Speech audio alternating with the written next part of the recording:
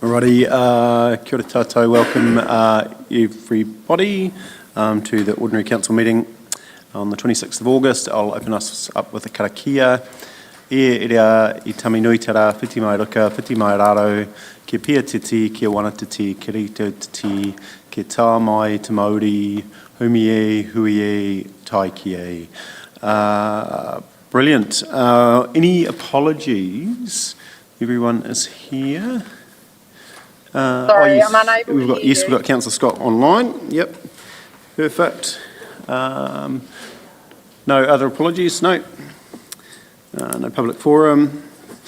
Any urgent business? Can you guys hear me? Because I can't hear you. Oh, we can't hear you either, Councillor Scott, actually. We'll just try and fix that before we kick in. Nigel, can you hear me? Oh, it's really quiet at the moment, so we'll just try and fix that. Can you hear me at all? I can hear you now. I couldn't hear you at all. Oh, no, So there we go. just Yeah, we've got you as well, so yeah, all good. Okay, that's great. Thank you. Perfect, thanks. Sorry, urgent business, anything requiring a decision? No, minor nature, I'll go. I've got Councillor Jackson first. Go for it. That was just regarding storage at the Egantai Art Gallery. What our plan moving forward is on that one, thanks. Yeah, Egantai. No one else over that side? No, Councillor Piddington. Just a couple. I just wanted to know whether ECAN have made us aware they're closing their call centre for My Way and Timaru. Be good to have a heads up, not throw us under the bus. And the second one is pleased that we're finally doing something with the culvert out at the showgrounds, but I'm concerned 8 months is an awful long time to be down to 2 lanes, so I'd just like a discussion around that. Yep, perfect. All good, nothing further? No, all good. Welcome, Graham. How are you? Okay, so conflicts of interest. Anything? No. We move now to the first report. So we've got 7.1, which is Crown acquisition of council reserve lands. Welcome, Elliot. The floor is yours. Good morning. Through the chair, hopefully a self-explanatory and rather simple paper seeking council approval for the CE to divest the council of ownership in respect of 36 square metres of Esplanade Reserve to be transferred to NZTA for the purposes of road reserve. Unless there's any, I'll take the paper as read unless you've got any questions. Yeah. You know, relatively simple. Everyone, yeah, one question. Yeah, Councillor Pye. Just a very simple question. I found the map really difficult to read. Green area. So the blue area is what we're selling, but what is the green area? Why is that marked on the map? I don't actually know, to be honest. That's the it's not part of this decision, and I think it's part of the broader work that NZTA is doing there, but it's not part of this decision. Yeah, I can get that answer for you later if you want. It's okay. I just thought it was interesting that it was marked there, and I thought there must be a reason for it, but yeah, obviously not. Apologies about the it is a little bit difficult to. I just that green area is just it's part of the title. So yeah, it is Esplanade Reserve. There are a number of titles along that stream. So this is the parent title, so to speak. The blue area is the bit we're carving off. Perfect, thank you. Sorry, another question or move? Yep, Councillor Jackson. Just how did we come up with that figure of $1,450? So, I mean, I know it's reserve land, but so how do they come up with that amount? It's all Public Works Act regulated, and so the people that work in this area come up with that number. It's gone through the property team here, and there's no issues there. We've had some advice on the transaction from an external legal, so comfortable with where we're at with that. Yeah.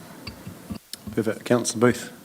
Does that mean that the Pikes Auto have actually got their going to be affected by that? Because it would appear they've got their vehicles parked over and their asphalt is also over that title. I believe you're referring to the lease interest there, which we have engaged with, and that has been dealt with.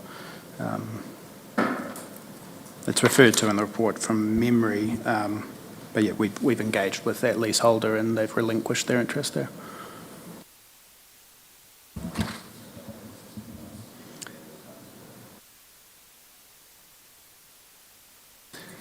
All good. Okay, so who's happy to move that one? Relatively simple. Thank you, Councillor Shannon, Councillor Pye.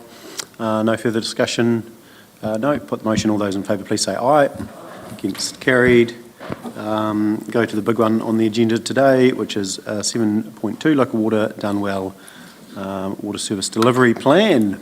Mr Chief Executive, and probably, yeah, Mr Lester, do you want to jump up into the hot seat? Anyone else? Maybe Andrea. You fancy the hot seat? Anyway, so councillors, we've got the our draft water service delivery plan that is for your adoption today to go off up to the DIA for their review. Is due there on the 3rd of September. The plan, I think, is in really good shape. I think the team have done an excellent job here at putting this together. And I think most of it is very self-explanatory. I thought I would just highlight a few of the numbers. So on page 57 of 110 of the plan, or page 75 of the agenda, depending on what document you're looking at. So on that page, it shows us that our average charge per connection will be increasing over time from a current 25, 26, 15.99, and in 10 years' time, that'll be 2588. It is that's in line with the financial modelling that has been completed. That includes the 10 years of capital. Now, these plans are basically based off our long-term plan. Long-term plan is the basis, obviously adjusted for anything that's happened in the last year, and it required some adjustments with the reduction in the rate increase that we adopted this year. Funding and financing arrangements, so it shows that for the two waters going across to the WSCCO, the debt peaks, the debt ratio, the debt net debt to operating revenue peaks in 27-28 at 403%, but it comes down to 298% in the year 33-34. So you have a peak, and then we start repaying some debt. On page 77, one of the really, the LGFA, that's right, their covenants will be different for water. One of their covenants will be free funds from operations. They'll be expecting us to have a minimum of 9%, and there is 3 years in this plan where we are under 9%, and that is in 26, 27, 27, 28, and 28, 29, where we're sitting around the 7.7, 7.1, and 7.8. And then the remaining years we are over the 9%. That will be I think that will end up being a discussion piece with LGFA, and we'll have to see how we go there. The only way to bring that ratio up is either to generate additional revenue or push out some of the CapEx. On page 82, this page shows us that we are running a cash surplus. So the funds from operations is a surplus. However, in our P&L, we are not funding 100% of our depreciation for 7 of the 10 years. Now that's also in line with our long-term plan. So we believe that'll be acceptable. We've had good advice that actually the focus is on cash and ensuring that there's sufficient cash to cover the capital increases. Also, our borrowing is in line, and also we're not making it unaffordable for the consumer. So this plan balances all three of those and tries to keep that in balance. There's probably 2 numbers in our profit and loss that are probably a little bit, for want of a better word, more ropey than precise, and that is our overheads. So effectively at the moment in-house the overheads are lower than a standalone CCO. The rule of thumb for overheads is, according to Martin Jenkins, is 17% of revenue. We've got this set at about 14%. We've also done some initial look at what overheads will be required, and we believe that these are what will be required. That grows obviously over time with inflation. So it's 4.8 million in the 24-25, and then 5 million, then 6 million, and then it sits around the $7 to $7.8 million of overheads. The other one that I wonder about is our fees and charges, and that includes vested assets and other fees and charges, and that number there is hard to predict. So those two numbers could move around. However, even if they move around, we're in pretty strong position in terms of our cash. If anything, the overheads might come down, which would actually help with the P&L as well.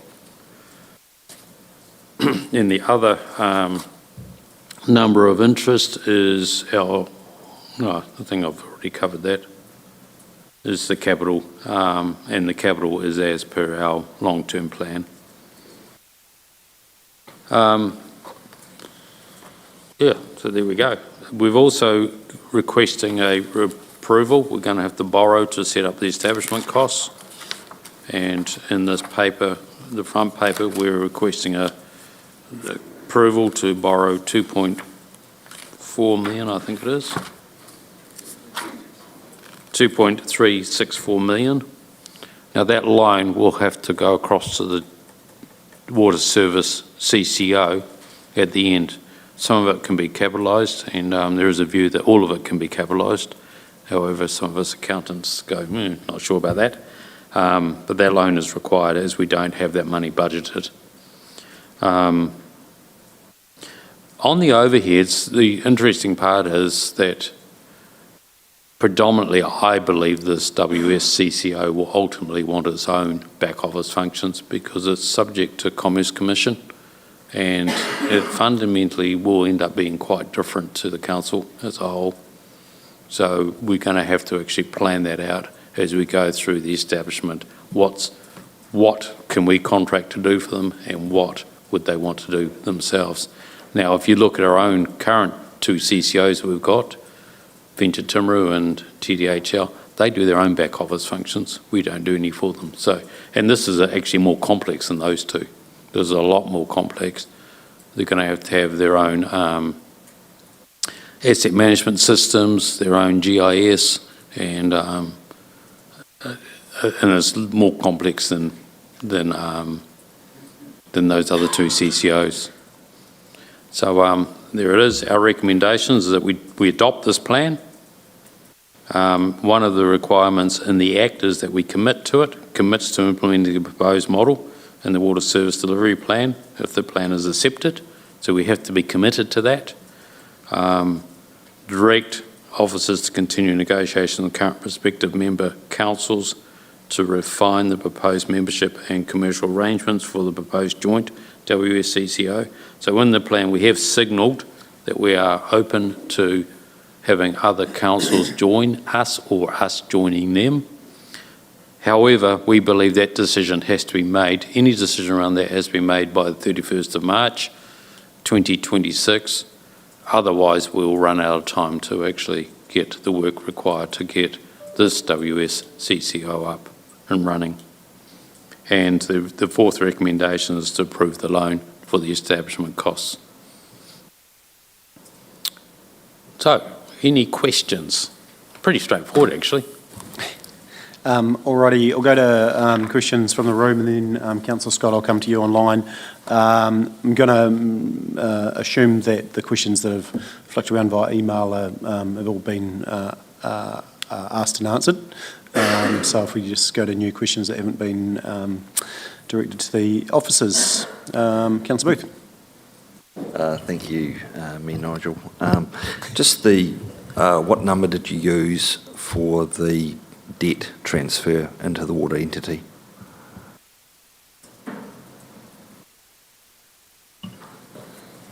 We started with the long-term plan debt number, making assumptions for any movement in this financial year. What was that number? Off the top of my head, about 118 million. Okay, so of the 250 million debt we've got, roughly 194 million less 115, is that right? So the 194 being the net debt. Net debt. So the debt going over is 118. Our council debt at the end of June was 250. So roughly half is water-related debt. Okay, and is that there was some discussion around whether that was the number that we were allowed to use, and that had to be verified via the DIA? Is that right? No, the debt that we in the last Three Waters iteration had the debt coming through. This debt here, when we move over to the water services council-controlled organisation, it'll be verified at that point in time when it transfers over into because a lot could happen in between the time this plan is done and the 1st of July 2027. Yeah, okay, thank you. Thanks, Councillor Booth. Anything more on this side? Barker, Councillor Jackson, no, over here. Councillor Pye. I just want to get a better understanding of the establishment costs because they seem extraordinarily high to me given we're trying to stand up a minimum viable or light CCO, which I think is what the report described. And my concern is numerous times in this room we approve a budget and it becomes a target. And so whilst I'm okay with approving a loan to cover those establishment costs, like $150,000 to recruit the board, I would hate for someone to think that's authority to go and spend that. That is my concern.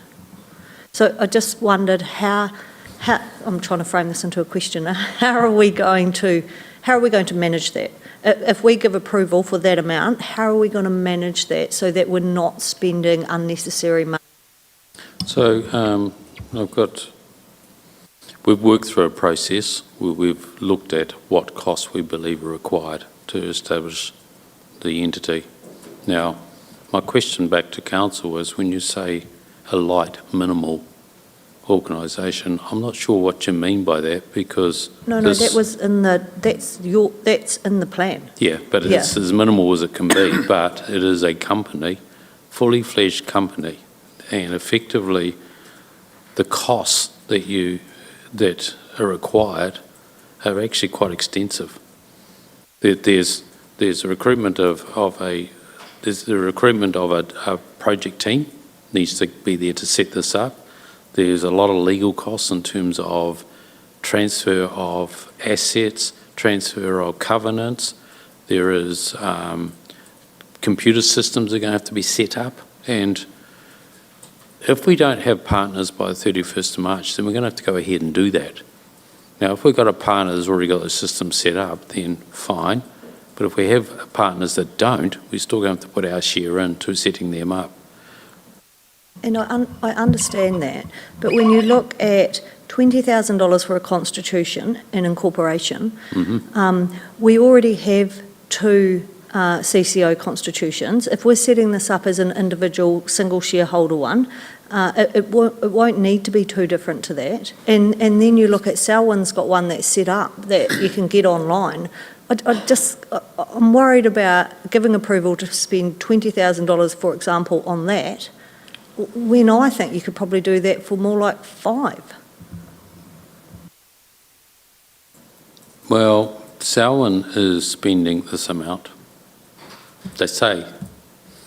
So effectively, we've modelled it off Selwyn. Selwyn is a standalone CCO, the same as this, And effectively, there is a lot of costs that actually you don't necessarily see. So I'm okay spending what is needed to set it up. I'm concerned about having massive amounts for, like I suggested, the board recruitment process, $150,000. I'd be really interested to see what the current recruitment process for TDHL and the recent one for Alpine Energy costs. Like I said, I'm just worried it will become a target rather than a budget. Yeah, it's a fair point. Needs to It's be. your job to control. Exactly. Already, Councillor Booth, and then. Yeah, probably following on from, oh, sorry. Oh, sorry. That's all right, Councillor Booth. Okay, Yeah, and then I'll go to Councillor Shannon. Yeah, I guess following on from that, I feel as if seems to be some doubt in this report, the use of the word if and when. For instance, we do get a partner council come on board, and then again some doubt about whether DIA will approve it. Well, I think some of those assumptions are probably misguided. It's been a clear intention of this council that we would form a CCO and go out looking for partners, and so I'm concerned that the council seems to think that they may just keep going, run it along on their own. I'm concerned about that. The first thing, that when forming this CCO, that we should only go so far down the road until partners are identified. Otherwise, we're going to incur a whole lot of costs, which potentially are not going to be required until we know who we're dealing with. So therefore, things should be deferred until such partners are confirmed. And those are things such as recruitment of board members, office location, branding, IT, all those things you mentioned, and the stuff that you could spend $2.3 million on. So really, we should be only confirming a certain amount of money to get us to the preliminary design of our CCO on a basis that we will have someone or in place by 31st, 26, and ready to just do one agreement at the appropriate time. And otherwise we'll go off down a tangent, spend a whole lot of money, it'll be wasted. So certainly that number, I think we should split that, take it to a point, and probably only around 250,000 for initial scoping of what needs to be done. There shouldn't be any executive people taken on until we know who we're going with and have a strategy, a clear strategy to spend that money on, that we have an outcome that's going to see the benefits that we actually have anticipated getting through having a joint operation. So I'd just like to have everyone think about that. It's ABC, really, and quite logical. There was we'll call that a question, but I think, yeah, I mean, a couple of conversations have been about control. So what do controls look like moving forward? We're still going to have a governance group over the water entity as it moves forward. So I'm comfortable with the delegations of the loan funding based on the fact that you've still got government sitting over it and part of that process. So that will be the case moving forward. I need to go to Councillor Shannon, I think was next, Councillor Pillington, Councillor Burt, and then I'll go to Councillor Scott online if she has anything. Go for it. Thank you, Nigel. Really just a question around point number 53 about the current overheads charged to water being around 8.6% of total expenditure, which you've indicated may be insufficient. And I wonder, is that more a reflection of efficiencies that we do have, charges currently sitting under corporate overheads, how that stacks up against other entities you looked at, and what your thoughts around where that actually will land are? So when you look at, first of all, at the moment is allocated overheads from internal. So effectively, isn't it? And you're right, as being part of council, there are efficiencies. When you look at the approved water service delivery plans, those that are in-house are still sitting around that 8% mark for their overheads. Those that have a standalone CCO are up around the 14, 17%. So if you look at Waimak, they're at 8.6. You look at Selwyn, they're at 17%. And that's the function of running a standalone entity.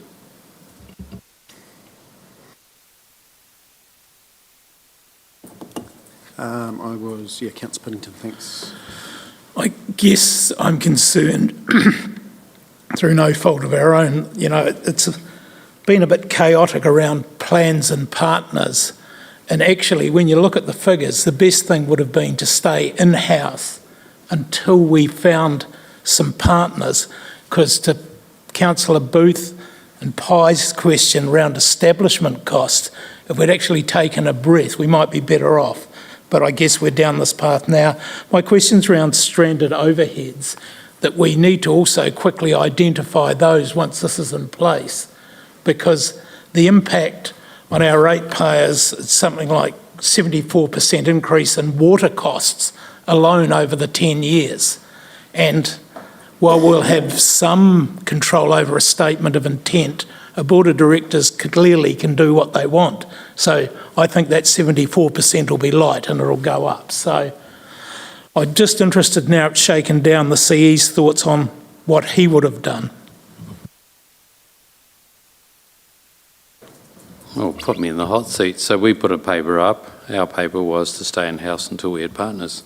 The reason for that was that our analysis told us it was the more cost-effective option at that stage, mainly because we will be, there is a risk that we'll be standalone, a real risk, because effectively, whether we like it or not, any partner, we're going to do our due diligence on those partners, and we may or may not like what we see.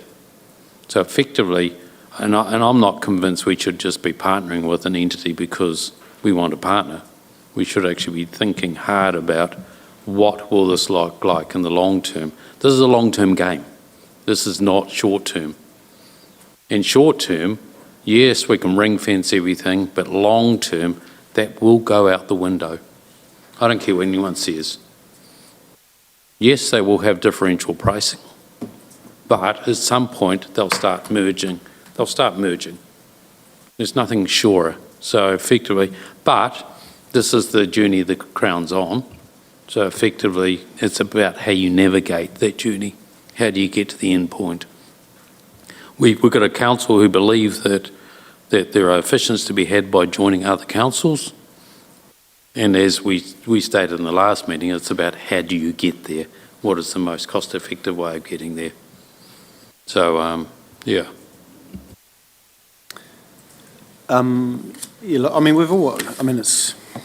It's that 3rd of September has been sitting there for a long time. It was always going to be a crossroads. At that point, you have to make a decision, and we've made a decision. We have to own it. Councillor Burt. Trying to get some clarification here for people listening in.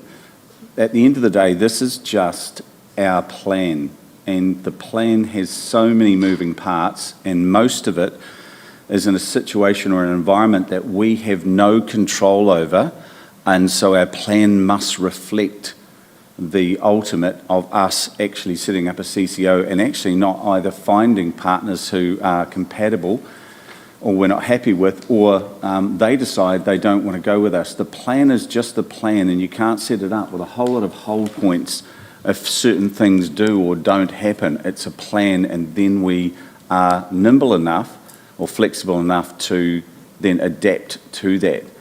Don't put it out there that all this is going to cost all this money at this stage. We are open for business, and we just need that clarification that this is just a plan that we said we wanted to. We've evolved in this decision-making with all these moving parts, and therefore we just need to let people know that this is just a plan if certain things don't happen. Am I correct? The legislation requires us to commit to the plan. So our plan is we are setting up a water service CCO for Timaru. And if we find partners up to the end of March, we will join them, or they will join us, and the plan will be changed at that point. If we don't find partners, or no one is, or they're rejected, then we are a standalone CCO. Paul?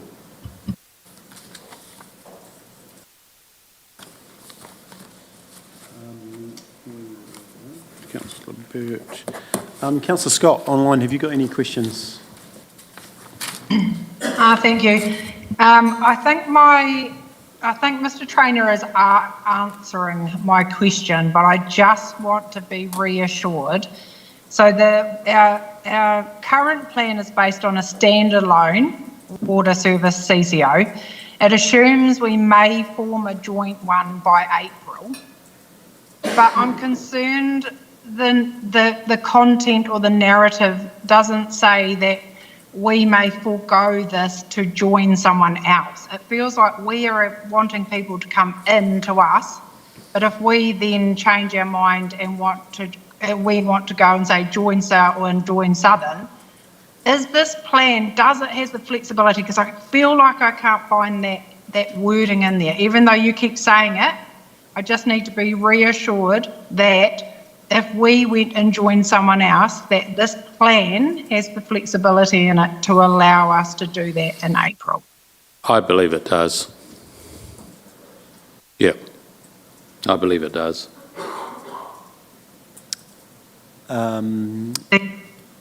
Elliot, so I'll just ask the legal view, are you comfortable with that answer as well? Yes. Yeah, there we go. It's a yes from Elliot as well. Councillor Scott. Can I just say thank you so much too for answering all my questions yesterday. I really appreciate it. So thank you. Awesome, thank you. Okay, back to the room. Is there anyone that hasn't spoken that would like to speak, questions? And then we'll go to the recommendations. And I was just going to suggest that we add a fifth, which is around the Water Service Delivery Steering Group continues post-election and reports direct to council, which should cover some of those concerns. And so we've got that in writing. I'll repeat that in a moment. Is everyone comfortable for that as a sort of a fifth before we go to the sort of debate? So that the water service, I don't actually know what the technical, what have we been calling that group? Steering group. We'll just call it Water Service Delivery Steering Group continues post-election and reports direct to council. And so that could be formalised post-election as a committee if required, or it can just stay as an informal committee, either. We can sort that out later. Yeah.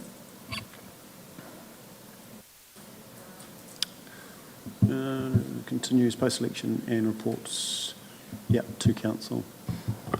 Excuse me, Mayor Nigel. Yes. Do you think we need to ring, fence or block, do it in stages regarding the establishment costs up front? Does it need to be in a... tranches of... Yeah, tranches of. Tranches of funding. Just to tighten up the, or reduce the risk of overspending in one area. Yeah, I mean, you do have that... I think that's there. So you got 422 and 2526 and 1932 and 2627. I think that resolution actually backs up number 2. I think we've got to show to the DIA that we are committed, and those two go hand in hand. Yeah, and I think the controls sit back in your number 5. Councillor Booth. Could that not be split though? I mean, partner identification negotiation, and that would take us through till, say, March, and there's a budget there potentially of, say, 300,000-400,000, and then after that, and if we don't have that nailed down, then the rest of the budget potentially would be allowed to move forward or be enacted to make available for the creation of the CCO and the more detailed work required. But I just feel like if we let it go at 2 point the whole lot, I think ultimately the wish is, in principle, we form a water services delivery company with the preference of a shared model, which is what we voted for. So that's hence is what we should be aiming towards. We can take that in stages.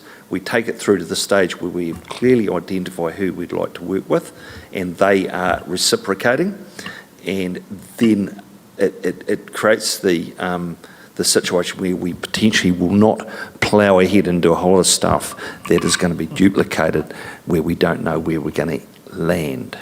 Yeah, and so your controls in this financial of 300 to 400,000 is what that says. It goes up to 432,000 in this current financial. So that's the control is there now.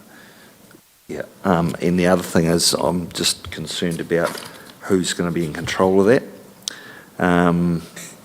It's really a governance, the negotiation and the partnership needs to be done at the highest level within the council, not the council officers.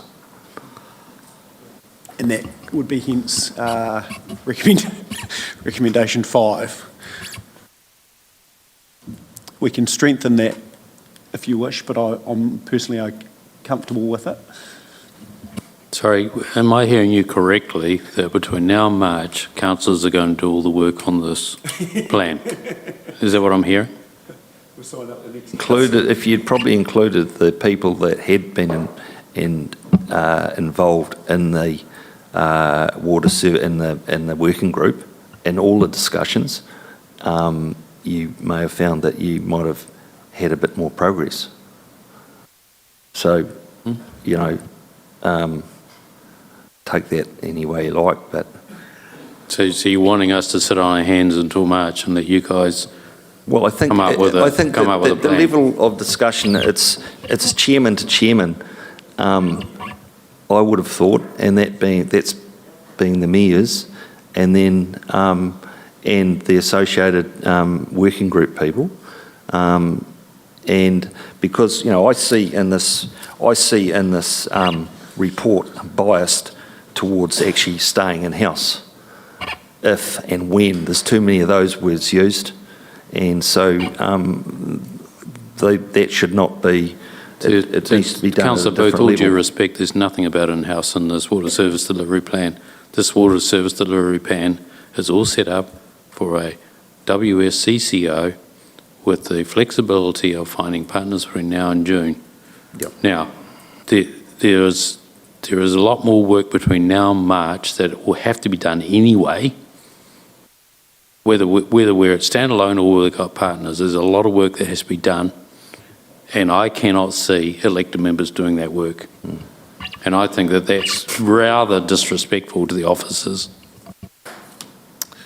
Well, the first thing is the identification of the partners, and the sooner we get that nailed down, the better, so as we've got a clear direction that everyone knows where they're going. Yes, I agree, and political, the elected members should be involved in that, and it'll be good if that was driven harder. Councillor Burt and then Councillor Shannon. Again, we're in an environment we don't have the levers other than negotiation. Very soon, DIA might turn around and tell a few councils that in our proximity that it doesn't work and you need to find partners. Then we need to look at that. There's so many moving parts to this. We need a plan. We've got a process, and we can move it along in stages. At the moment, we need to put that up because that's what we're doing, and there are other things that will overtake us. We have to be just nimble to actually pick them up as they happen. Would you like to move those recommendations? Councillor Shannon, yes, go for it. Yes, actually, I was just going to say that I believe both the 5 recommendations and the detail within the plan actually do address Councillor Booth's concerns. They enable the flexibility and the timing to achieve exactly what he's after, so happy to second. Alrighty, thank you. We've got a motion on the table, so take now anyone wanting to speak for or against the motion. If not, we'll put the motion shortly. Any further discussion? No. On that, I will put the motion, and it is 1 through to 5. All those in favour, please say aye. Against? Carried unanimously. Good work, and thank you to the team in delivering that water service delivery plan. We'll still wait now to hear feedback, but there's been a lot of work done over the past year and plus, so we really appreciate all the officers' time. I will now go to some minor nature items. So the first was in regard to storage at the art gallery. And I see, Councillor Jackson, there was actually an email from Mr. Priest, I think. Thank you, Mr. Trainer. So storage for the art gallery, same with storage for the museum. At the moment, we don't have anything in our long-term plan or our annual plan regarding that. The storage that the art gallery got is a climate-controlled room inside the Agintyre, and they also have a house next door which they use for bits of storage, but it's not ideal for storage. The current storage for the museum is scattered. It's inside the museum, and there's a leased building just over the way here. And again, the leased building is not. It's more a store of not fully artifacts. It's more stuff, for want of a better word. So we're looking at a plan, and there's probably 3 options that are being looked at. One is doing something with this building next door, this carpet court building, and the other one is the museum itself, turning that into the storage. Thank you, Mr. Trainer. Look, I think there's just a little bit of concern that maybe we won't be able to accept some of the generous donations from the community because of the lack of storage space at the moment, and we don't want to be turning people away. Yep, could be an issue. Yeah, did you see that reply this morning from Michael? Yes, I have. Yeah, Thank you. perfect. Yeah, it's great. Thanks. Yeah. Awesome, thank you. So we go now, Councillor Piddington, so ECAN call centre was the first one in regard to My Way, I think. Yeah, just whether yourself, Nigel, or the CE has been made aware of the proposed changes where we lose our local call centre, and I guess there's a bit of a localism. If you have local people employed, they know where to send the My Ways type scenario, whether we'd had any update from ECAN around that? No. I haven't specific to the call centre. Any of you people? No. No, I We'll was aware have of to go back. Okay. There's the new double-decker bus for the schools, and there was another change that I was aware of, but I wasn't aware of that, so we'll follow that up. Have you seen it, the new double-decker bus? Very exciting. I had to look twice. I was like, which city am I in? Go down by the bay.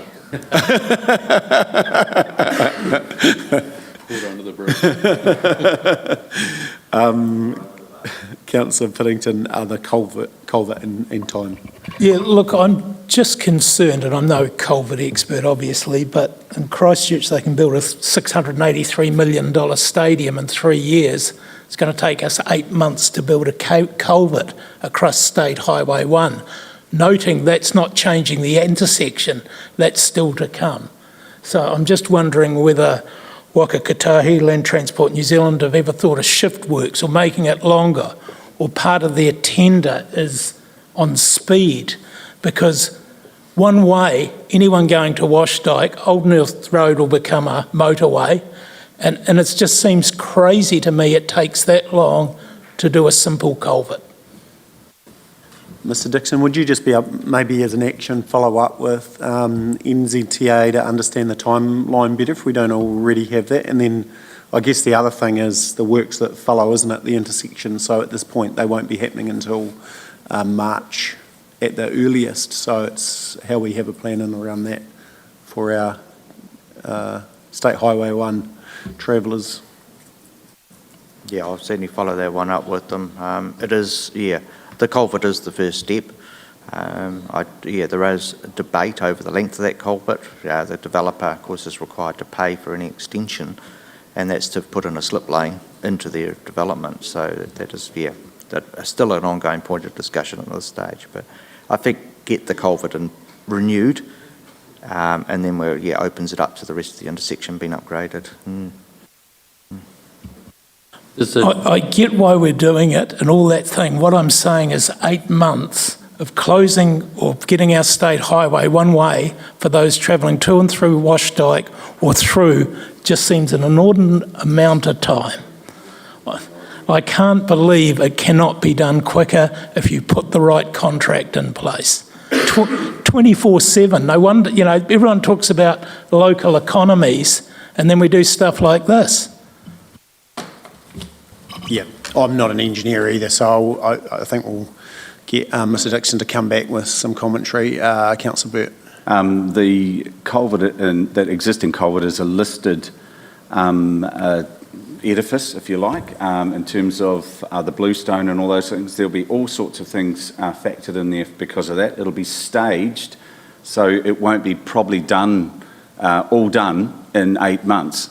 They have to close a state highway and then do that in a staged process to allow traffic to flow on a state highway. So I think you'll come back and find out that staging requires that to be 8 months. They can't in any way close it half down to virtually 2 small lanes. There'll be all sorts of things that go into that. So we need clarifications. It's always good to throw grenades in this council for the purpose of politics, and especially it's ridiculous. I've had enough of it, really have. Right, I think we'll finish there, but we'll... Just to clarify, it won't be one way, it'll be 2-way while they're building it. Yeah. So Mr Dixon, if you can just follow up with the NZTA just to give us an understanding of the project, maybe some more detail. Alrighty, I think that was it. One thing I forgot to mention, Jess made the point that she'll put it as an action for new terms of reference around the water steering group for the new triennium for the new council. So that's it. We'll now declare the meeting closed.